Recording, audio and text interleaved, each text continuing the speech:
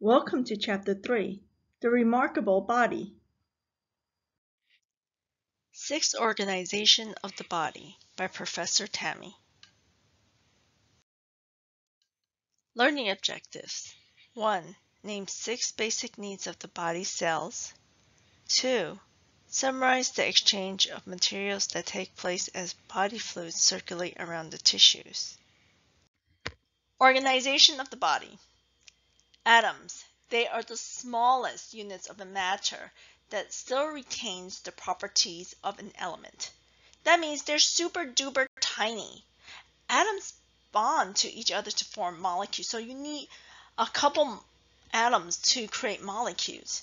Each element consists of one kind of atom.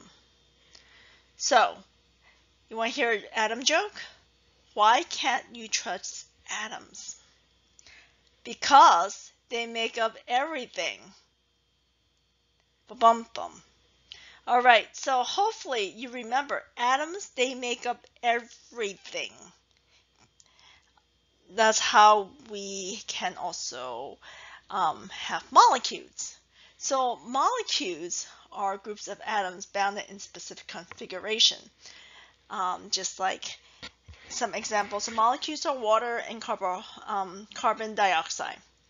Water has 2 hydrogens and 1 oxygen, so you see the 2 after the H. Carbon dioxide is CO2, so there's 1 carbon and 2 oxygen.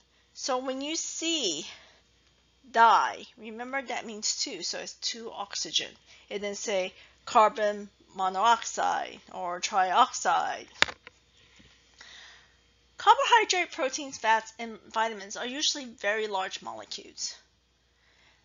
The goals of digestion is to break down these large molecules into smaller molecules. The reason is it's easier to absorb smaller molecules than larger molecules. So by having smaller molecules, it's easier for these molecules to be absorbed into the cells of the body versus if it was a large molecule, it'll be harder to absorb because they're big. Cell membrane. It is the outer layer enclosing each cell of the body. So think of it as like it has clothing all around it. So the cell membrane is composed of 2 layers of phospholipids. So long lipid tails face each other. So here are the phospholipids. There's a lot of them.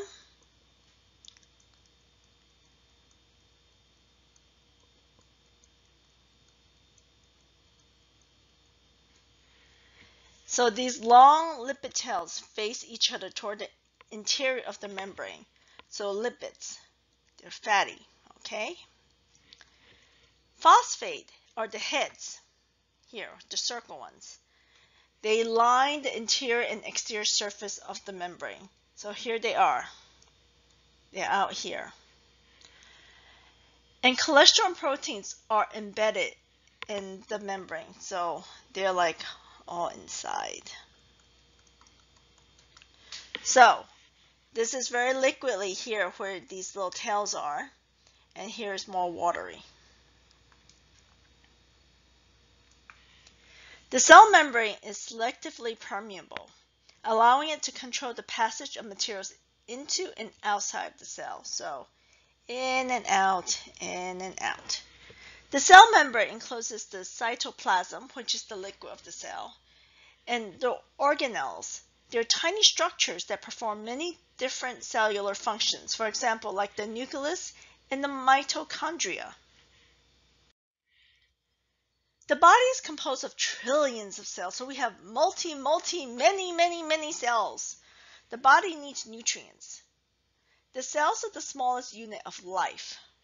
Cells are self-contained and are living entities, so they're alive. They depend on one another to perform specific tasks. So your cells from your brain, your cells from your liver, your cells from your muscles, your cells from your kidney, they all perform different tasks. They're not all going to perform the same task, the same job. They all have different jobs. Cell organized into tissues. So what that means is if you have a group of cells, then you have tissues, like these pictures here. Cells die at different rates.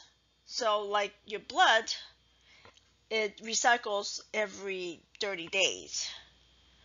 And your brain cells, they don't get replaced when, they die. So take care of the brains too. How long does it take for blood cells to renew? Oops, I told you the answer. So what is it again? 30, yes. How about brain cells? They don't get replaced. You're right. Tissues. Remember, tissues are, an organization of cells. And tissues are groups of cells acting together to perform a common functions, such as muscle tissue and nervous tissue. They all have different functions too. Tissues group together to form organs. And then when you have tissues forming organs, you have an organ, which is a sophisticated organization of tissues that performs a specific function, such as stomach, heart, and brain. They all work differently. Organ systems is a group of organs working together for a particular function, such as the gastrointestinal system. That is an organ system. You got a bunch of organs working together. The body fluids and the cardiovascular system. The body's circulating fluids are blood and fluids. So I want you to remember these. These supply energy, oxygen, nutrients, and water to the body. They deliver fresh supplies and pick up waste. So think of your body as like, okay, you're going to the supermarket to get these nutrients and everything that you need, and then the part of your body that's a sanitation is going to pick up waste and stuff. Circulating fluids. The blood travels in arteries, veins, and capillaries. The plasma circulates around the blood and other fluids. Lymph travels in its own vessels. So what travels in the lymph? Fat. Fat travels in the lymph. Blood circulation.